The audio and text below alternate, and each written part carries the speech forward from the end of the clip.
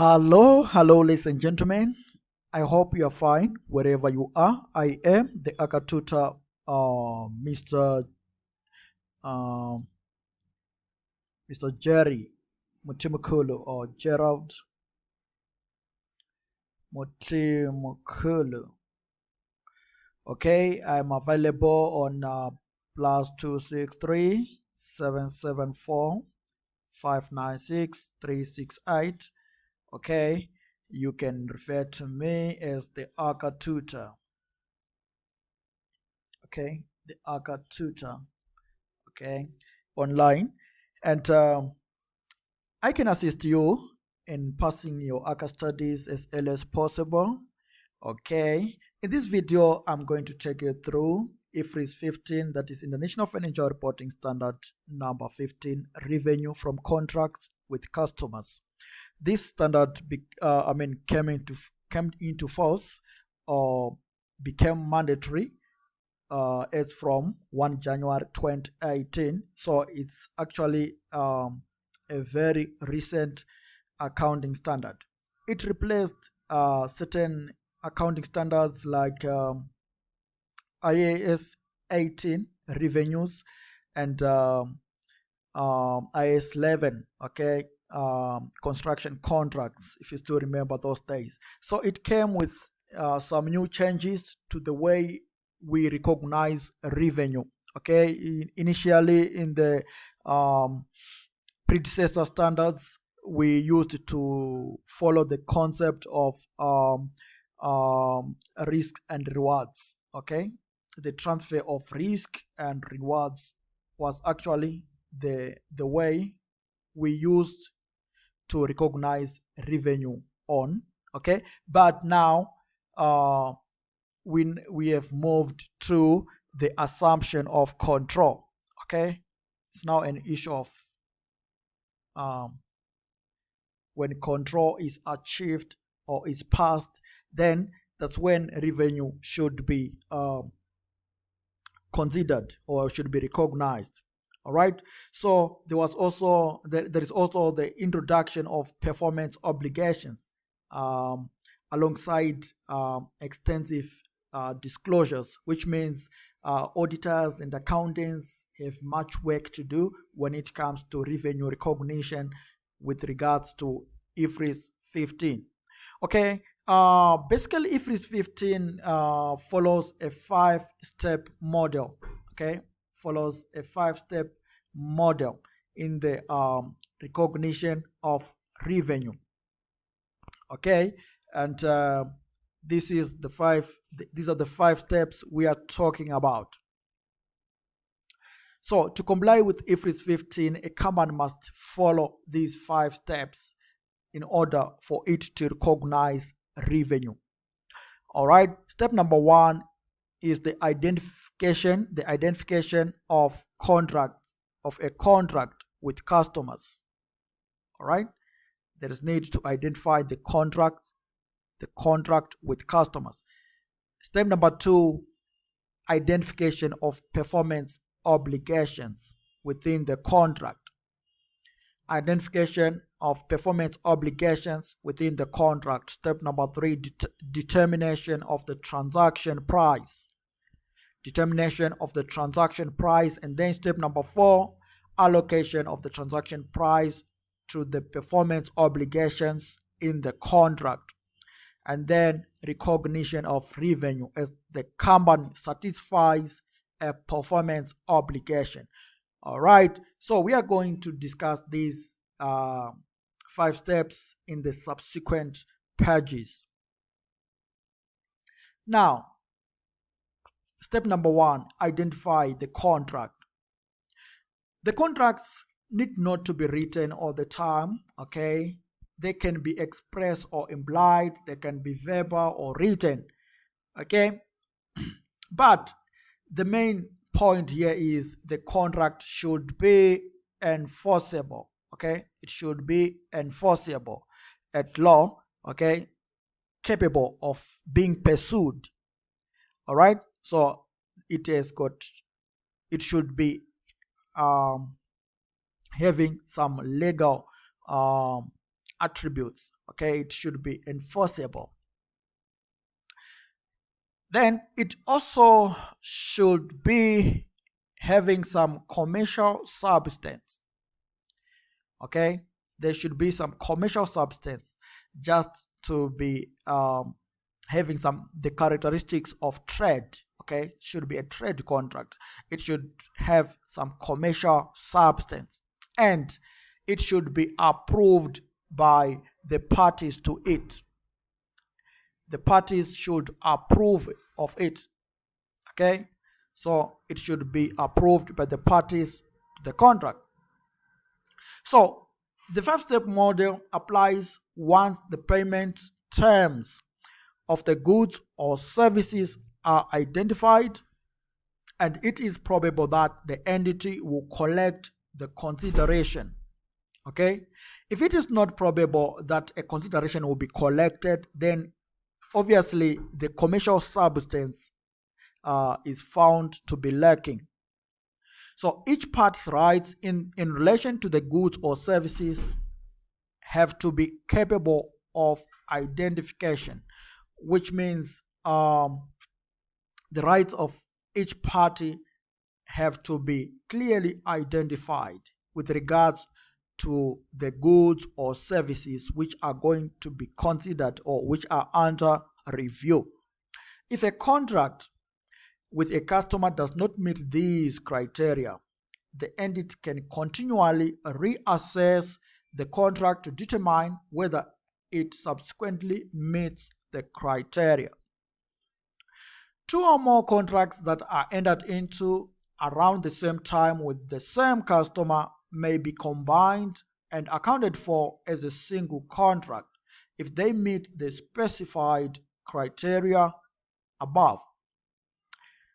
The standard provides detailed requirements for contract modification. Sometimes the contract can be modified.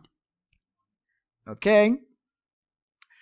A modification may be accounted for as a separate contract or a modification of the original contract depending upon the circumstances of the case.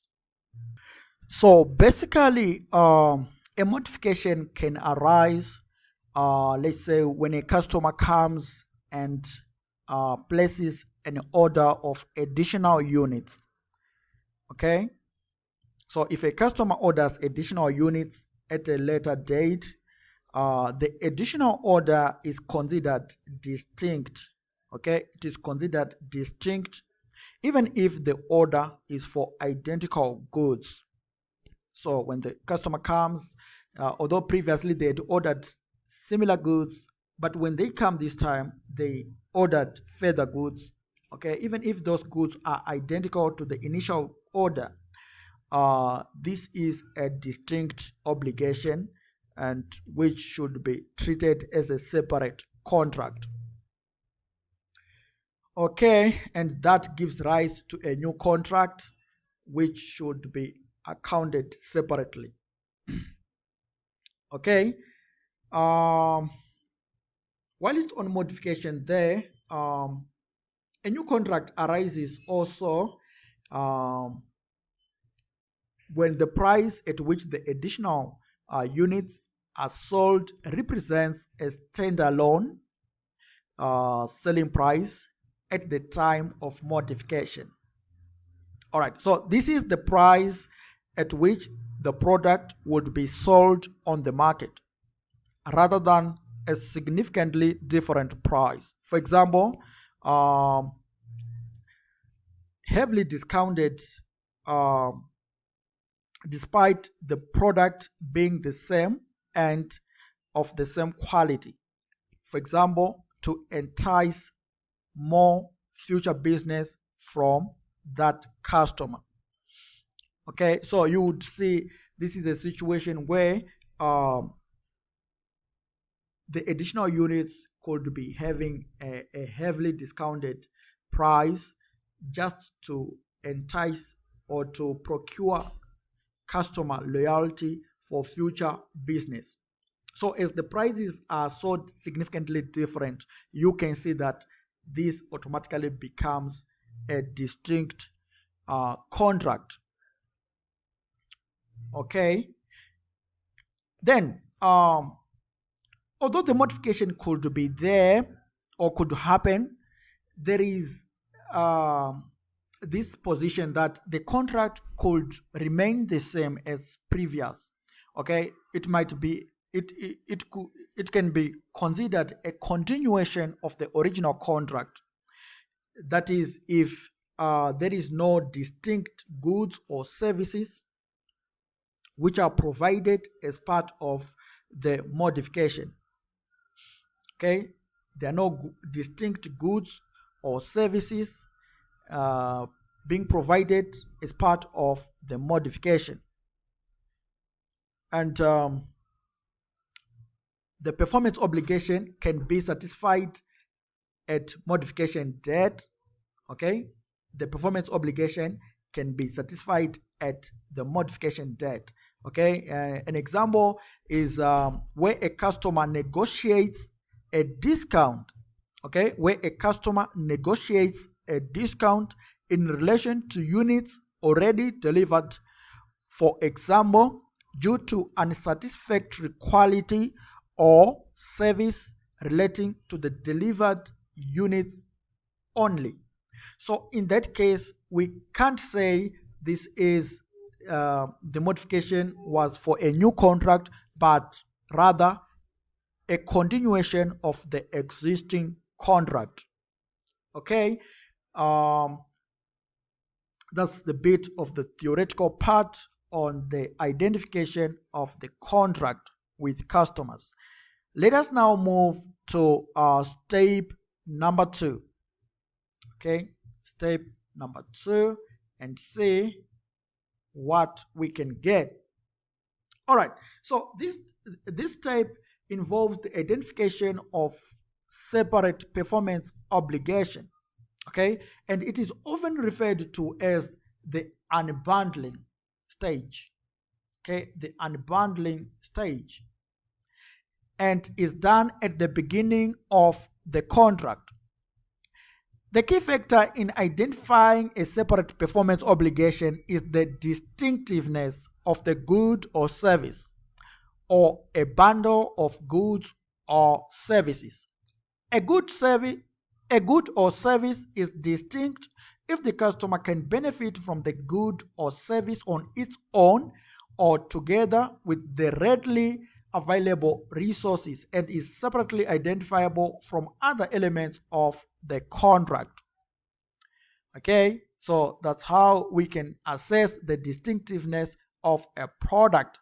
Okay, if it can be utilized alone, the customer can benefit from the good or service on its own or together with other readily available resources, and is separately identifiable from other elements of the contract.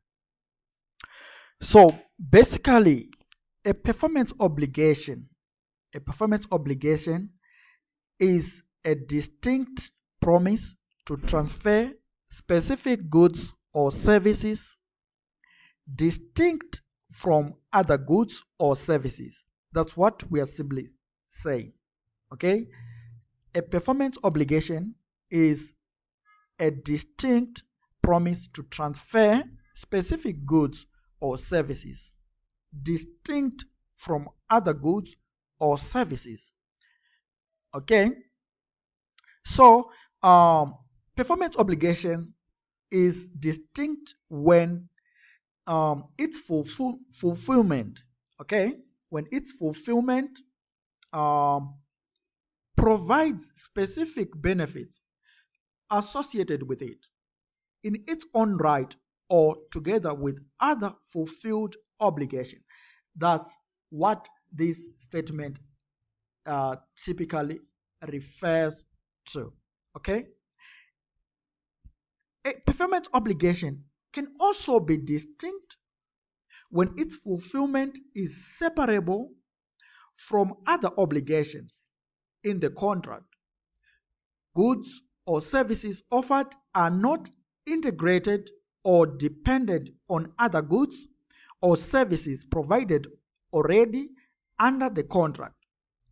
The obligation provides goods or services rather than only modifies goods or services already provided.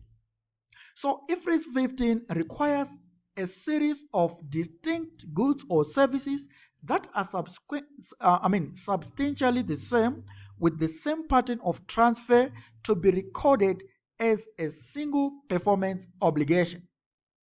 A good or service which has been delivered may not be distinct if it cannot be used without another good or service that has not yet been delivered.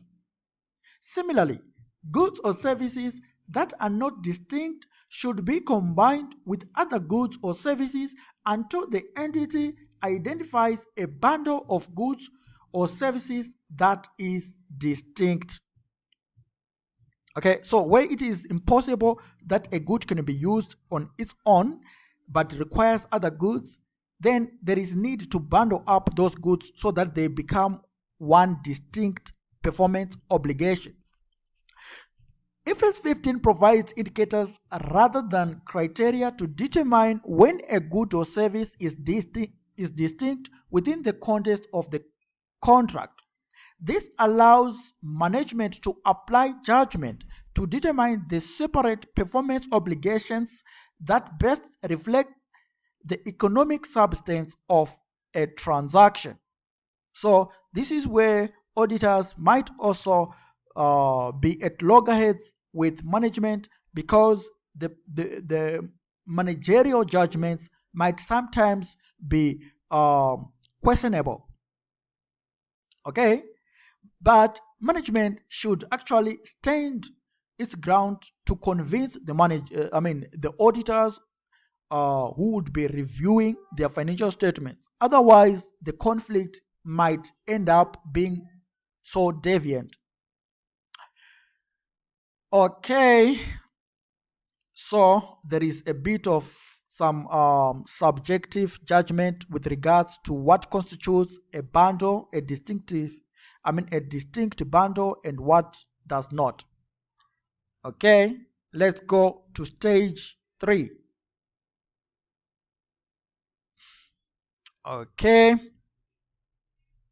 determination of the transaction price. Step 3 requires the entity to determine the transaction price, which is the amount of consideration that an entity expects to be entitled to in exchange for the promised goods or services. This amount excludes amounts collected on behalf of a third party. For example, VAT, that is government taxes, that one is not part of the transaction price.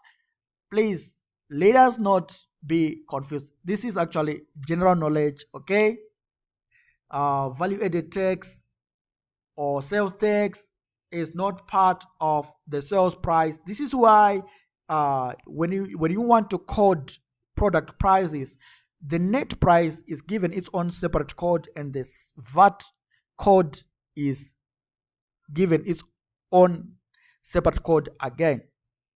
So an entity must determine the amount of consideration to which it expects to be entitled in order to recognize revenue. So revenue is the net price, okay, exclusive. It is the price exclusive of sales tax. The transaction price might include variable or contingent consideration. Variable consideration should be estimated as either the expected value or the most likely amount. The expected value approach represents the sum of probability weighted amounts for various possible outcomes. The most likely amount represents the most likely amount in a range of possible amounts. Management should use the approach that it expects will best predict the amount of consideration, and it should be applied consistently throughout the contract. An entity can only include variable consideration in the transaction price to the extent that it is highly probable that a subsequent change in the estimated variable consideration will not result in a significant revenue reversal. If it is not appropriate to include all of the variable consideration in the transaction price, the entity should assess whether it should include part of the variable consideration. However, this latter amount still has to pass the revenue reversal test. Variable consideration is wider than simply contingent consideration, as it includes any amount that is variable under a contract, such as performance bonuses or penalties. Okay, one thing I want to highlight on this variable consideration um, issue or matter is that you need not to panic. Okay, don't panic, just relax. We are not talking of anything fishy or new or not of this world, but we are just referring to things which we ordinarily know. Okay, variable amounts of consideration may arise as a result of discounts. Okay, we are simply talking of discounts, rebates, refunds, credits, concessions, incentives, performance bonuses, penalties, and contingent payments. Okay, so variable consideration is only recognized when it is highly probable that there will not be a significant reversal in the cumulative amount of revenue recognized to date.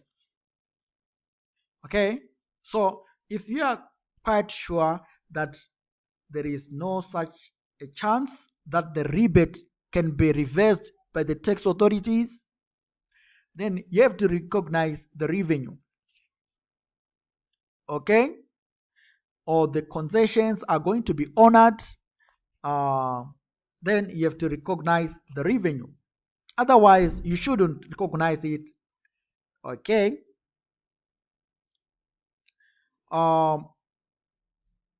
There is this point I want to put across, that no revenue is recognized. No revenue should be recognized if the vendor or the seller expects goods to be returned. Okay, this is actually a typical tricky by examiners. They normally, put these things in the scenario, and you guys are caught unawares. So, no revenue is recognized if the vendor expects goods to be returned. Instead, a provision matching the asset is recognized at the same time as the asset, with an adjustment to cost of sales. Remember the issue of consignment inventory. Okay, those things, right? Where the seller might give another party to sell on his behalf. Okay, and the party that is selling on behalf of the seller can return the goods. Okay, they can return the goods if they are not bought. So even if this party had given the seller some money, okay, that money is a liability. Okay, should be accounted for as a liability because the goods can be returned. So there should be some provision. Okay, there should be some provision, and the goods will still remain the assets of the seller. So this is why we are saying no revenue is recognized if the vendor expects goods to be returned. Instead, a provision matching the asset is recognized at the same time as the asset, with an adjustment to cost of sales. Okay, the restriction results in a later recognition of revenue and profit once there is certainly the goods once certainly the goods will not be retained. So once we are certain that the goods are not going to be returned, then we have to recognize the revenue. Okay, and this should be in comparison with current accounting. Okay, so how do we measure this variable consideration? How do we measure? Because by the end of the day, we will be required to measure so that we record it in our records. So variable consideration is measured by reference to two methods. We have got the expected value method, okay? The expected value method, the EV method, okay? And in this method, the expected value of the contract contract portfolio, that is for a large number of contracts, okay, is going to be used, or um, single most likely outcome amount.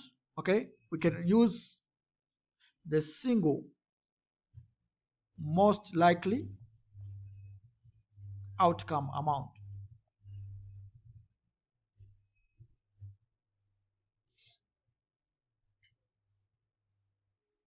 Okay, if there are only two potential outcomes, we can simply use the single most likely outcome amount. Okay. um, Sometimes there is need for adjustments for the effects of the time value of money, where the transaction involves a significant financing component. Okay, where the transaction involves a significant financing component. Now, if a financing component is significant, Ifrs 15 requires an adjustment to be made for the effect of implicit financing. Okay, the issues to do with time value of money comes into play now. Okay, um, suppose there is cash that has been received in advance from a customer. Okay, um, the vendor is to recognize the finance costs and increase in deferred revenue.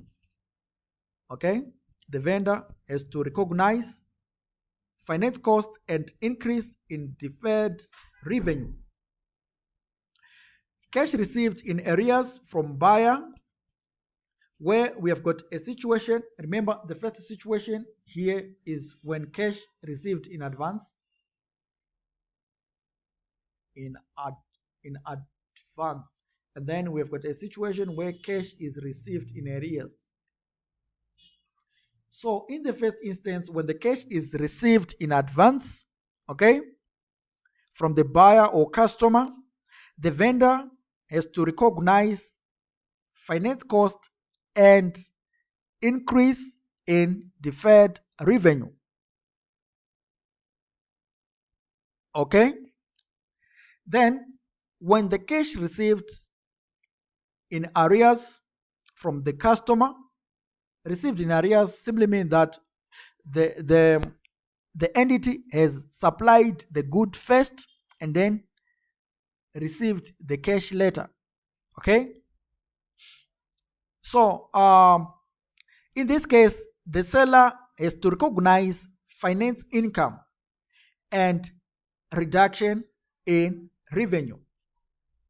Okay, he has to recognize finance income and reduction in revenue.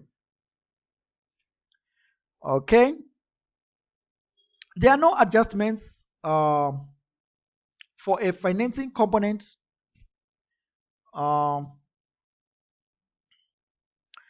Okay, we are talking of the adjustments now. So we are simply saying that there is no need to make any adjustments. Okay, there's no need to make any adjustments for a financing component if the payment is settled within 1 year, okay, of goods or services being transferred. So you can't claim that there has been some issues to do with time value of money and so forth.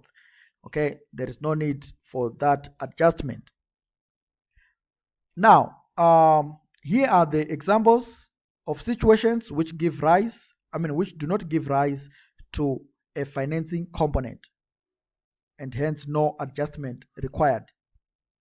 Where customer has discretion over the timing of the transfer of control of the goods or services.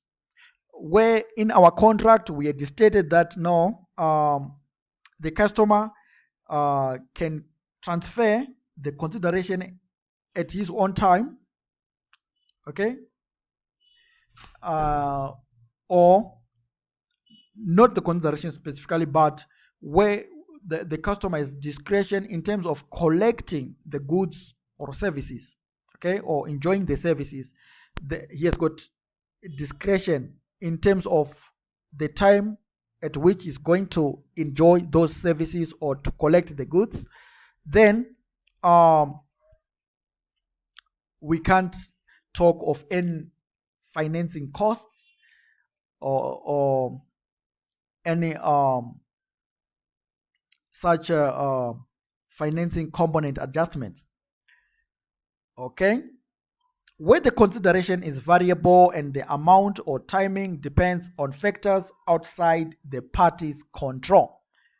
Okay, where the consideration is variable and the amount or timing depends on factors outside of parties' control. In that case, again, we can't claim the financing component. Then the difference between the consideration and cash selling price arises for other non-financing reasons. That is performance protection. In that case, we can't claim the financing component. Okay, so what we need to remember is that variable amounts, okay, the variable amounts of consideration may arise as a result of things like discounts, rebates, refunds, credits, concessions, incentives, performance bonuses, penalties, and contingent payments. Okay, and we also said that variable consideration is only recognized when it is highly probable that there will be not a significant reversal in the cumulative amount of revenue recognized to date. Okay, this is why I said you need to make sure that those variable considerations are not going to be reversed. Like, for example, rebates, concessions, discounts, etc. They're not going to be reversed. Okay. Do we still have anything with regards to this determination of the transaction price? Okay, there are these further notes. An entity should estimate the transaction price taking into account non-cash consideration payable to the customer, time value of money if a significant financing component is. So we talked about these ones. Okay, we talked about those ones. Okay. I think for this third one, we talked much about this one, where we indicated that the time value of money is important where there is a significant financing component. Okay, and we also hinted that this is not an issue to worry about if the transaction occurs within 1 year of the transfer of goods or services. Okay, so if the payment has been done within 1 year of transfer of goods or services, then we do not have to worry about the time value of money. Okay, we need not to worry about the time value of money in those situations. However, we have got these other two cases, okay, the A and B here.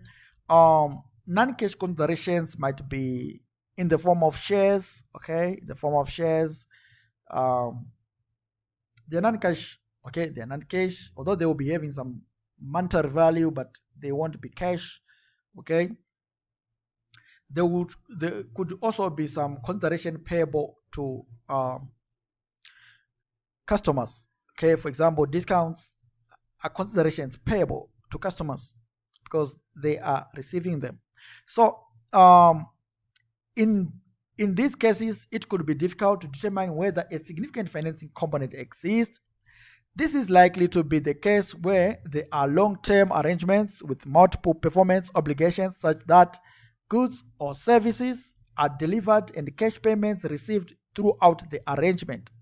For example, if an advance payment is required for business purposes to obtain a longer term contract, then the entity may conclude that a significant financing obligation does not exist. Okay, if an entity anticipates that it may ultimately accept an amount lower than that initially promised in the contract due to, for example, past experience of discounts given, then revenue would be estimated at the lower amount, okay, at the lower amount, with the collectability of that lower amount being assessed. Okay, this is a situation of prompt payments discount. Okay, if we anticipate that our customer is going to take the discount, therefore we have to recognize revenue net of the discount. We need to uh, deduct the discount effect, okay, and recognize the revenue uh, according to the probability of collectability. Okay, use I mean, I will illustrate this with an example. Don't worry. Okay, we are going to do an example to just wind up everything so that nobody's going to be lost along the way. We are going to do an example. Okay, so subsequently, if revenue already recognized is not collectible, impairment losses should be taken to profit or loss. So we need to assess the collectability of the revenue, considering the circumstances of the customer. Okay, considering uh, their potential, because sometimes we give them discount, but they end up failing to pay everything. And in that case, we then have to consider the issue of impairment losses and so forth. Okay, let's go to the fourth stage. This is the stage where we allocate transaction price to performance obligations.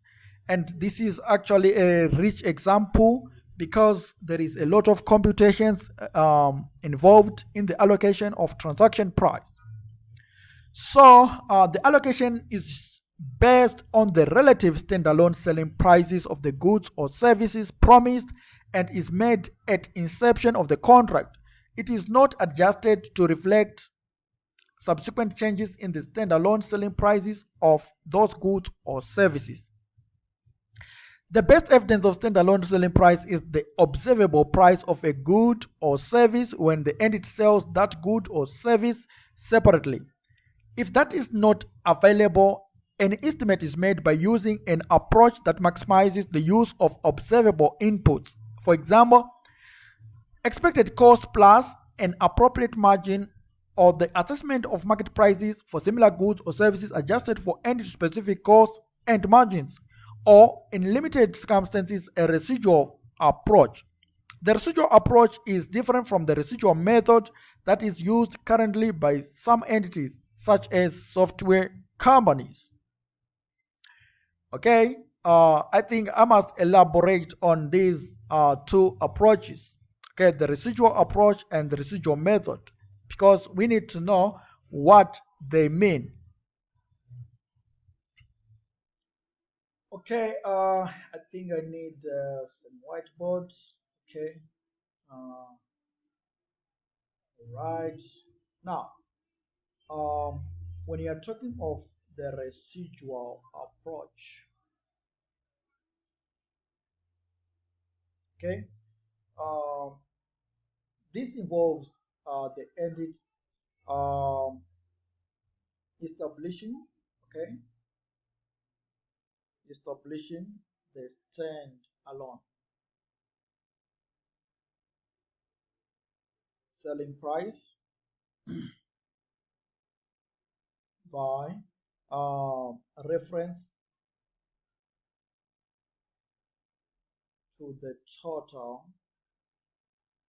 transaction price. Okay, and then deducting the sum of the observable stands alone selling price of other goods or services. Other goods or services promised in the contract.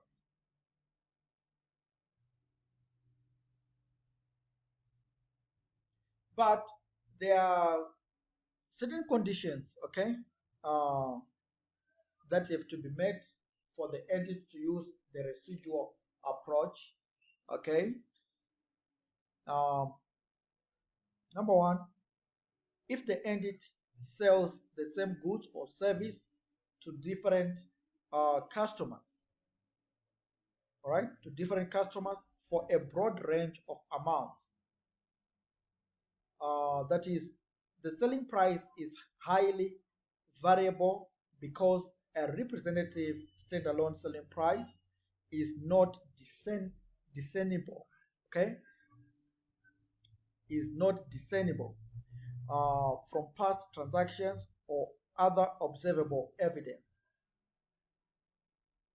Okay, um, the entity conditions number one, which have to be met.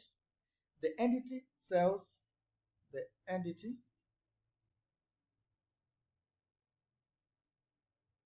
sells the same good or service good or service um, to different customers.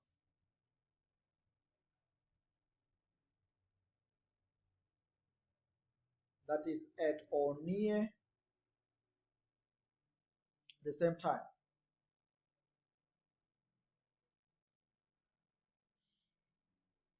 For broad range, for a broad range of amounts.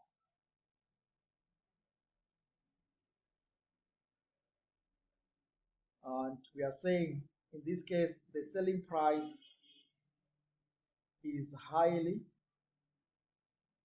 discernible, highly discernible. Okay, the selling price is highly discernible from past um, is highly not discernible from past transactions, from past transactions. Okay, um, or other observable evidence. So we do not have the evidence actually in short, okay, for the selling price. Okay, so we are only having some ranges, okay, a wide range of prices. And then number two, we are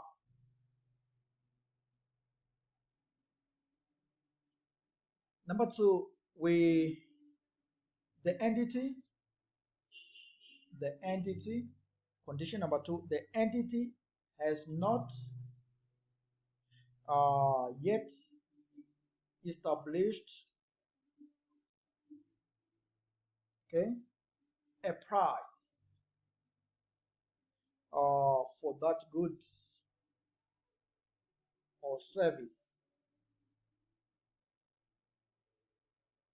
and the goods or service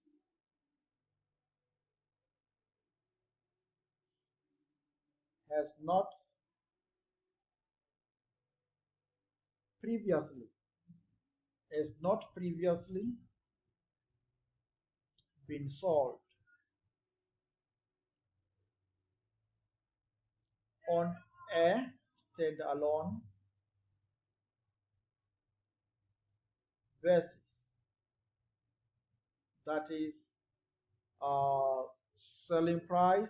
The selling price is uncertain. So we haven't sold this particular product on a standalone basis. This is the first time we are going to do it. So we end up using the residual approach. Now, what is the difference between the residual approach and the residual method. The residual method is commonly used in the software industry, or the construction industry rather. Um, the idea there is that in residual methods, let me try to have another page here. Um, Residual method. They are almost similar, but because they are similar in the sense that there is information uncertainty. Okay, uh, but in residual method, okay, in residual method, uh, we calculate. Uh, it calculates rather. Sorry, it calculates um, the um, the market value. Calculates the market value of the property uh, when we are talking of the estate scenarios. Okay, the property uh, from following certain procedures, from following the procedures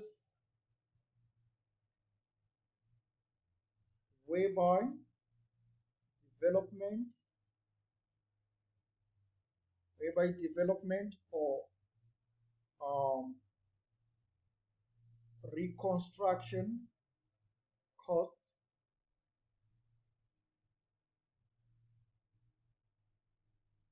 and the developer and the developer's profits are deducted from the completed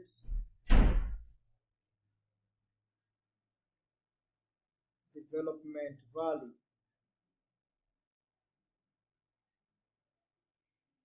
of the asset.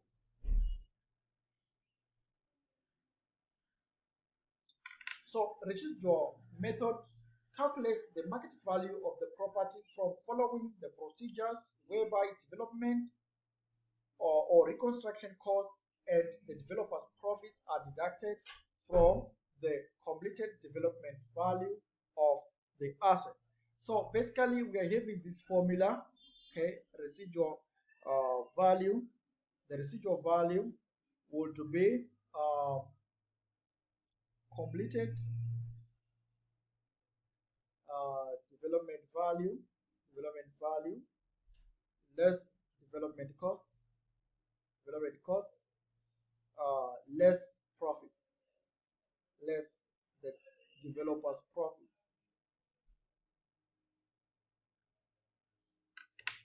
Okay, so this is generally the idea of the difference between the two. Um,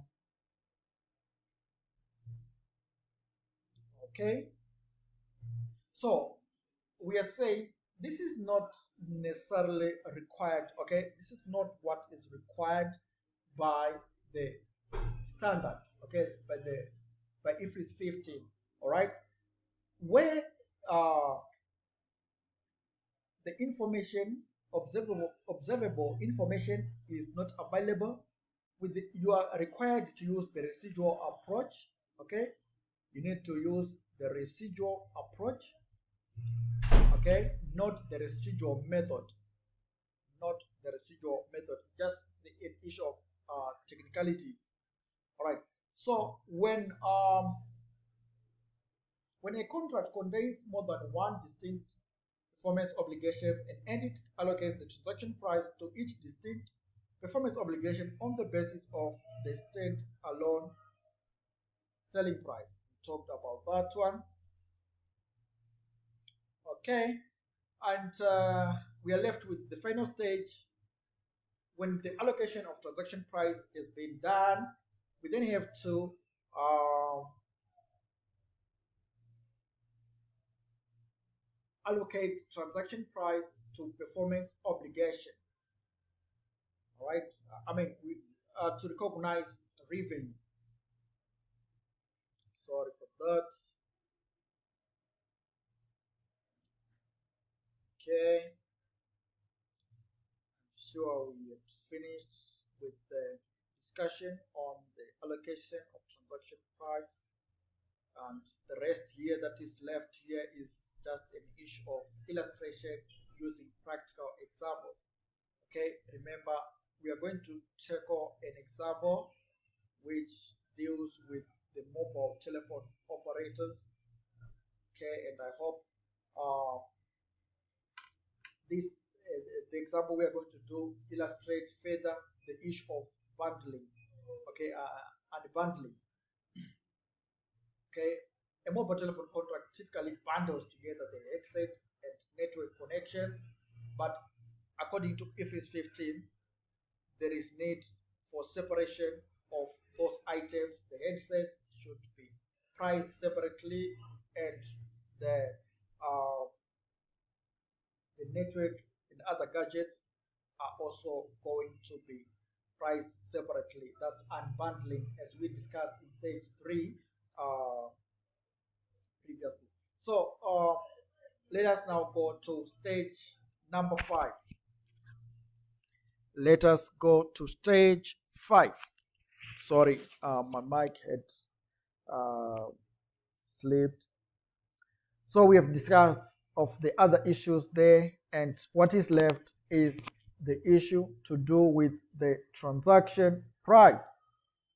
I mean the recognition of revenue.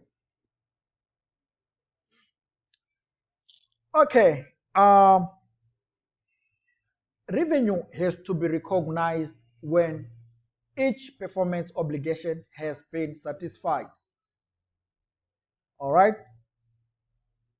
This now differs completely from International Accounting Standard number 18. For example, where revenue in respect of goods is recognized when the significant risk and rewards of ownership of the goods are transferred to the customer. This was the position with regards to International Accounting Standard number 18. An entity satisfies a performance obligation by transferring control of a promised good or service to the customer, which could occur over time or at a point in time, according to Ifrs 15. So when control has been transferred or when control has passed, that's when we have to recognize revenue. The definition of control includes the ability to prevent others from directing the use of and obtaining the benefits from the asset. A performance obligation is satisfied at a point in time unless it meets one of the following criteria, in which case it is deemed to be satisfied over time. So these are the conditions, or this is the criteria which suggest that a performance obligation has been satisfied at a point in time. Okay? A performance obligation is satisfied at a point in time unless it meets one of the following criteria. So this simply means that the criteria we are going to discuss shows that this performance obligation has been satisfied over time, not at a point in time, sorry for that, but over time. Okay? A, the customer simultaneously receives and consumes the benefit provided by the entity's performance as the entity performs the obligation. Okay? So this means that the performance obligation is being satisfied over time, right? Then the entity's performance creates or enhances an asset that the customer controls as the asset is created or enhanced. Okay, so as we continue to create the asset, the customer is enjoying the asset. Okay? The entity's performance does not create an asset with an alternative use to the entity, and the entity has an enforceable right to payment for the performance completed to date.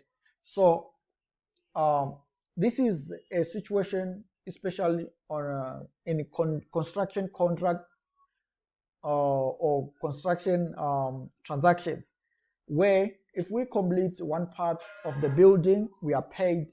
Okay, as the customer is happy with the stage we have completed, he takes control of that part and he pays us.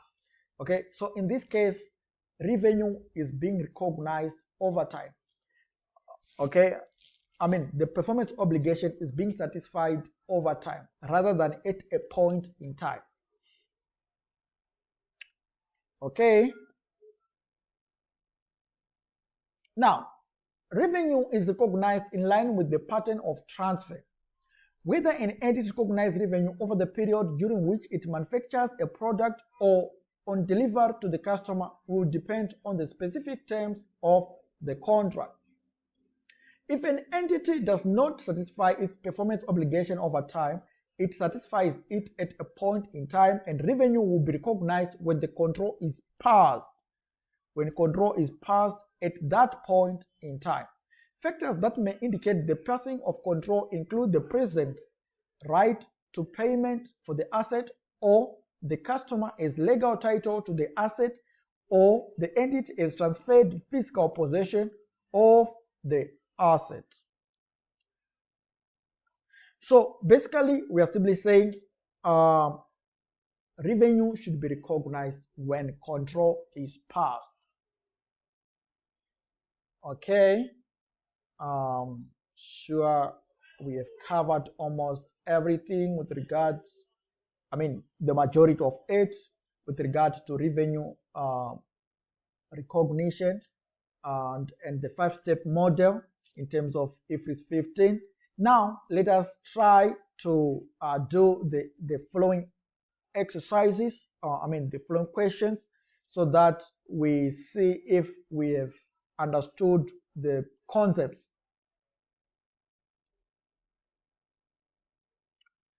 Okay, ladies and gentlemen, let us take a go at this question.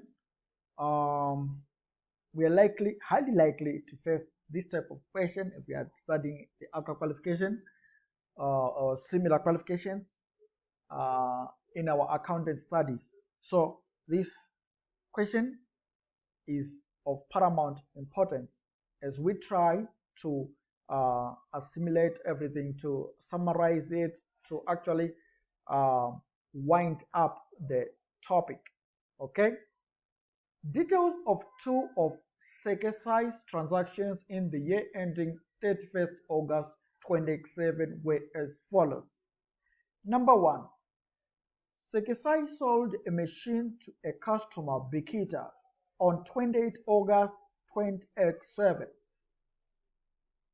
Bikita is responsible for installation and operation of the machine following delivery. Number two, Sekesai sold a number of food mixers to Craig on credit. Craig collected the food mixers from Sekesai on 26 August 2007. Craig has not yet paid for the goods purchased. For which of the transactions should sales revenue be recognized? So far, okay, using your knowledge from the 1 hour, I have been explaining the theoretical underpinnings of International Financial Reporting Standard number 15. Which ones of the two transactions should be a transaction where sales revenue should be recognized? Okay, let us attack the question one by one. All right, Sekesai sold a machine on number one day. Sekesai sold a machine to a customer, Bikita, on 28 August 2007. Bekita is responsible for the installation and operation of the machine following delivery. Okay, so number one there, okay, in number one, there is evidence that the sale has been done, okay, and although it's not clear, okay, although it's not clear the machine has been delivered, okay, or the control is passed, the examiner is silent, but it's also silent that it was not delivered. Okay, so just using the facts there, Sekesai sold the machine to a customer, Bekita, on 28 August 2027. Okay, Bekita is responsible for installation and operation of the machine following delivery. We are saying the customer is responsible for the installation of the machine. Okay, so in this case, installation or operation, we can infer that it is up to the customer. Okay, it is up to the customer to say to it that the machine has been delivered, has been installed, and it is now operating. Okay, so in this case, we can safely say the sale was done in terms of Ifrs 15, and the control has passed to the customer through the inference of the evidence given. Okay, because Ifrs 15, revenue from contracts with customers, requires that revenue should be recognized only when performance obligations have been complied with. Okay, the performance obligation has been complied with. Okay, so number one is we need to recognize revenue there. That's not a worry.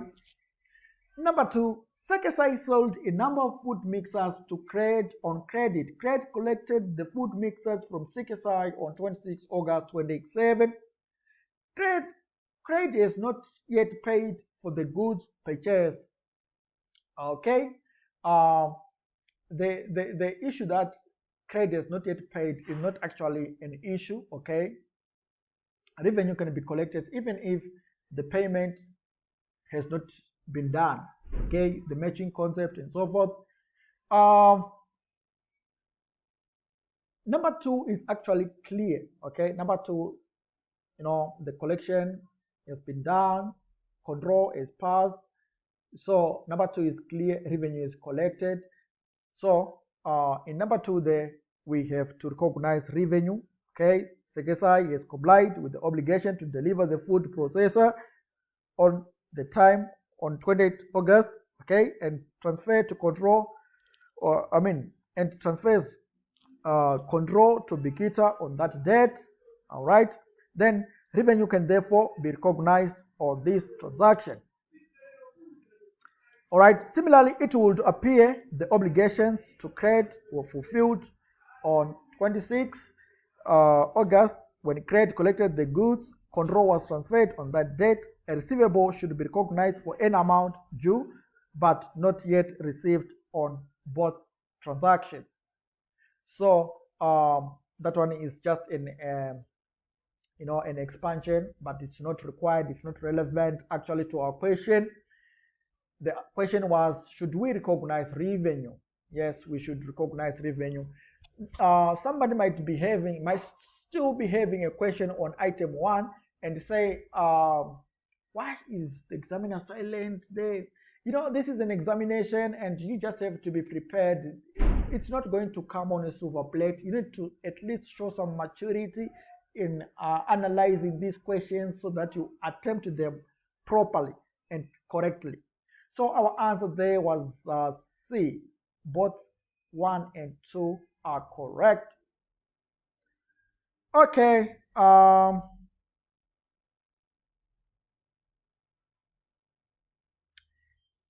Itai enters into a 12-month contract with Econet, his local mobile telephone service provider. The terms of the contract are that he will pay a monthly fixed fee of $50 and will receive a free handset at the start of the contract. Econet sells the same handset for $200 and the same monthly plans without a handset for $30 per month. You are required to calculate the revenue to be recognized and when it will be recognized. Okay, so the first step, step 1, okay, we need to establish the contract with the customer, and this is a 12-month contract. The contract is a 12 months plan. Okay, this is a 12-month plan. All right, and step number 2, identify the performance obligation. Okay, obligations. Okay, obligation or obligations are to deliver a handset and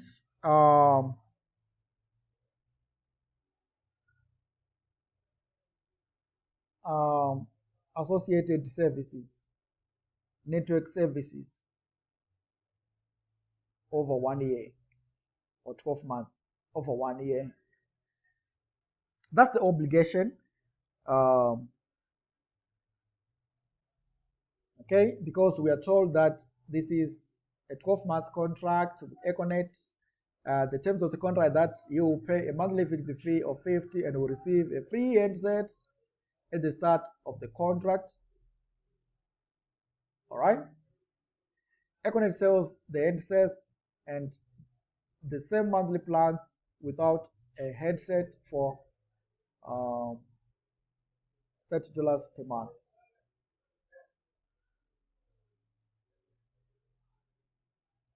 The terms of the contract are that you will pay a monthly fixed fee of $50, okay, and you will receive a free handset at the start of the contract. All right. So as I have indicated earlier on, most of these mobile telephone operators, they sell a handset together with some network services. All right. As in this particular contract, okay, you need to pay for your handset as well as for the services which you are going to get over the 12 months period. Okay, so the Econet's obligations are that they should deliver the handset to this guy, to Itai, and then give him the services, the network services which he wants. So what is the transaction price? Step number 3.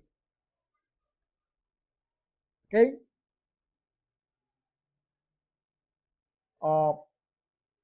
The transaction price can be inferred from the fee. Okay. All right. So we are told that there is this fixed fee of $50 that is going to be paid every month, okay, over 12 months. All right, that is going to be our transaction price. All right, that is going to be our transaction price.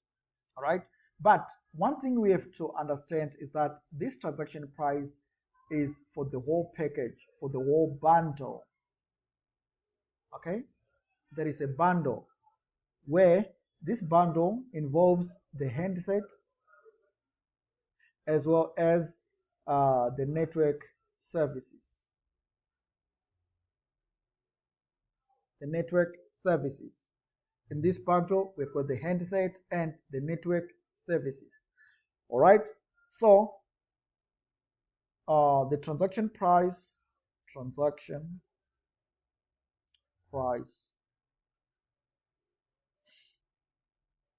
is equal to 12 months multiplied by $50 a month, and it is going to be $600.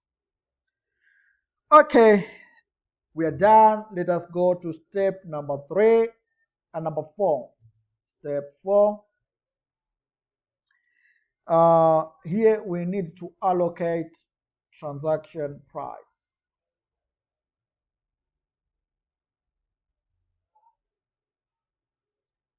Allocate transaction price. Okay, we are led by our performance obligation.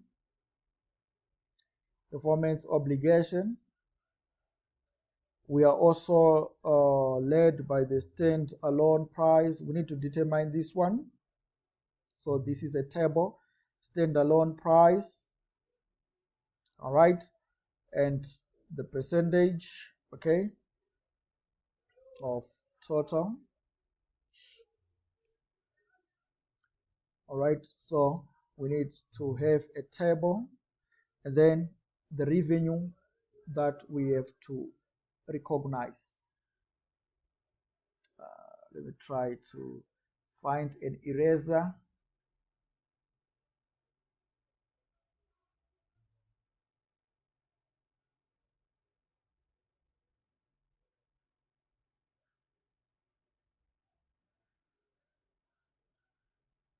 Okay, that's the table, ladies and gentlemen, we are going to use. And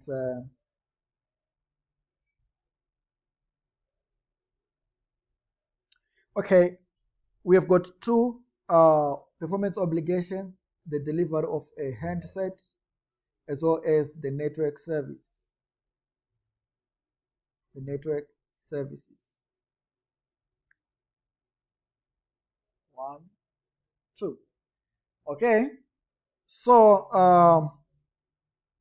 how do we determine the standalone transaction price? This one, we can get them from the question, okay, because the question specifically says that the headset is going for $200, while the plans, I mean the network and so forth, are going for $30 per month on a standalone basis. So by this evidence, we can safely say the standalone price for the handset is 200. Sorry, this is not quite clear. The pen is not quite clear. All right, the handset is 200, okay, and the network services, we are told that these ones are going for dollars a month. Okay, they're going for $30 a month. So we can safely say, okay, sorry, this pen of mine, 30 multiplied by 12, and that means it's 360. Okay, so if we add 200 and 360, we get 560. Okay, then we then have to determine the weighting. Okay, this can give us the basis of weighting. Remember, we know that the revenue has already been determined. The transaction price is 600 from our computation. We determine that the transaction price is 600. So we then have to allocate. This has given us the basis. This is the basis. This section is for the basis of allocation. The basis gives us the basis of allocation. So we then have to establish the percentages. What is the percentage of the headset in this total? In this 560, we can say 200 over 560, and we get 35.7%. Okay, and then we then say for the other services, the network services, the 360 over 560, and we get 64.3%. Okay, so this is now the basis for us to allocate the final revenue. For revenue recognition, we are now going to say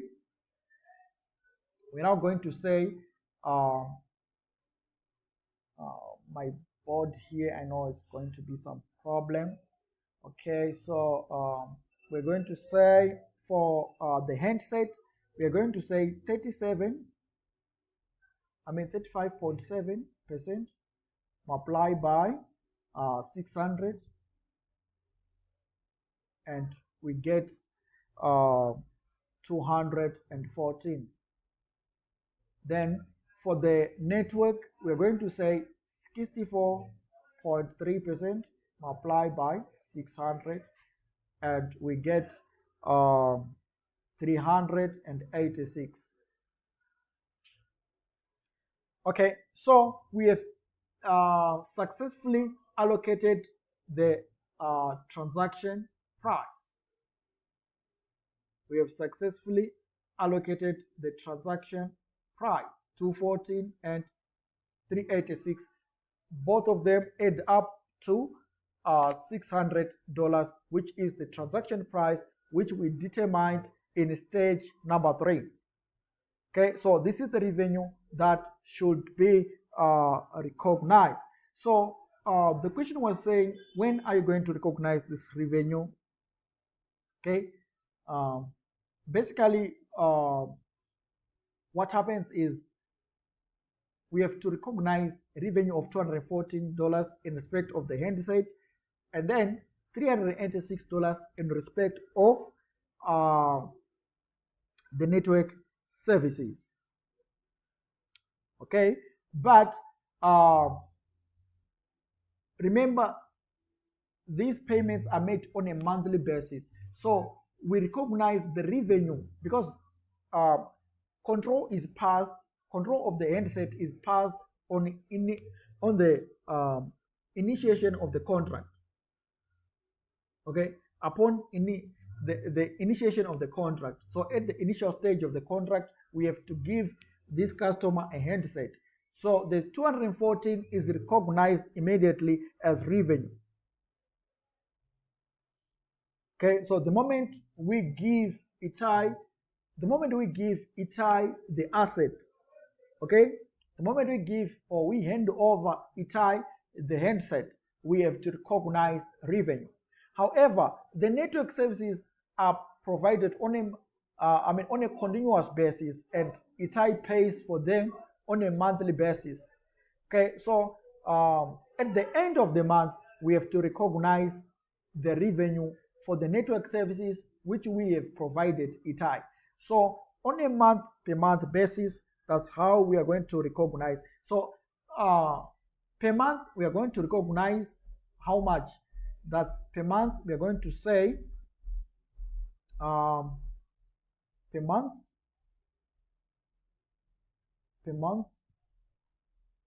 we recognize 386 divided by 12, because in a year we've got 12 months.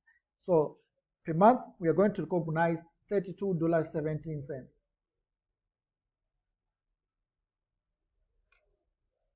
This is the amount we are going to recognize on a month-by-month basis. Okay, monthly, we are going to recognize $32.17 for the network services, not for handset, but for the network services. That's the amount we are going to recognize. Okay, then let's talk of the variable considerations. The variable payments. Sorry, the discounts, the prompt payments. Okay, let me just call them prompt discounts, prompt payment discounts, prompt payment discounts.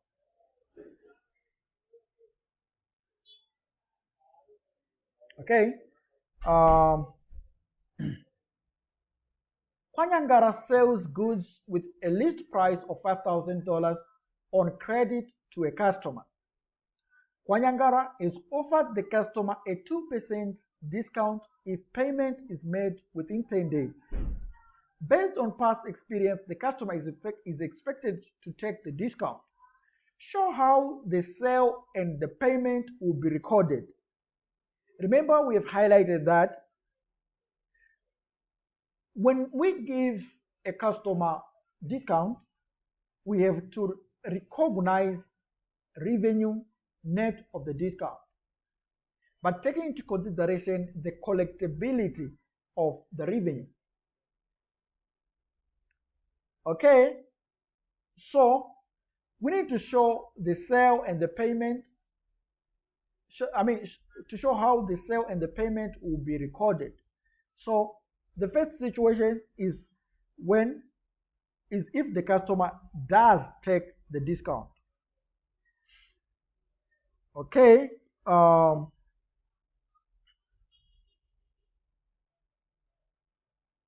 So basically, in both of these, whether the customer does take the discount or if the customer does not pay within 10 days. So basically, in this case, in both these cases, we just have to record the initial sale as follows. Okay, recording of initial sale in both cases.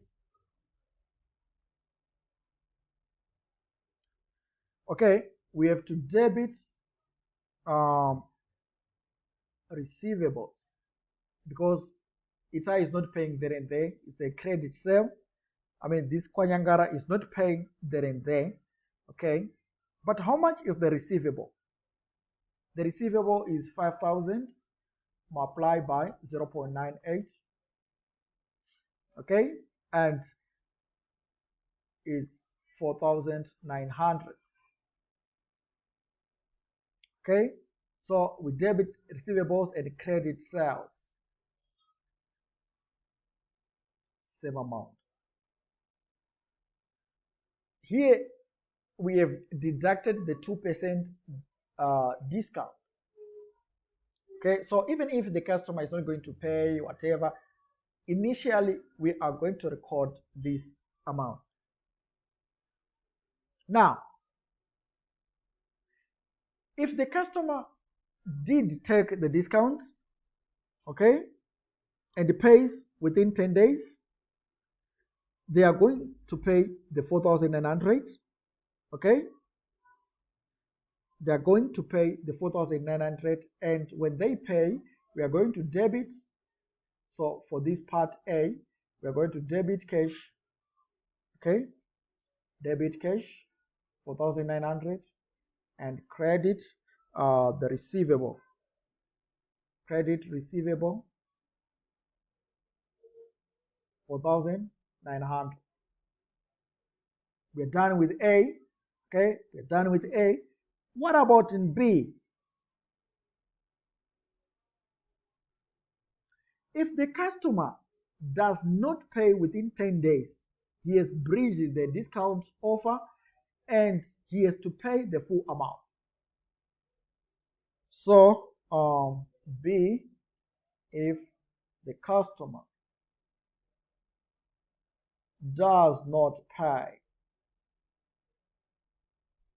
within 10 days, he has to pay full amount.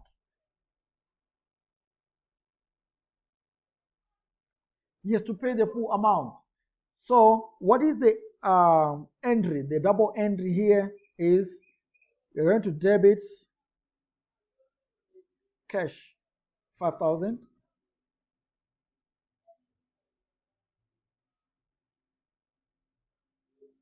credits receivables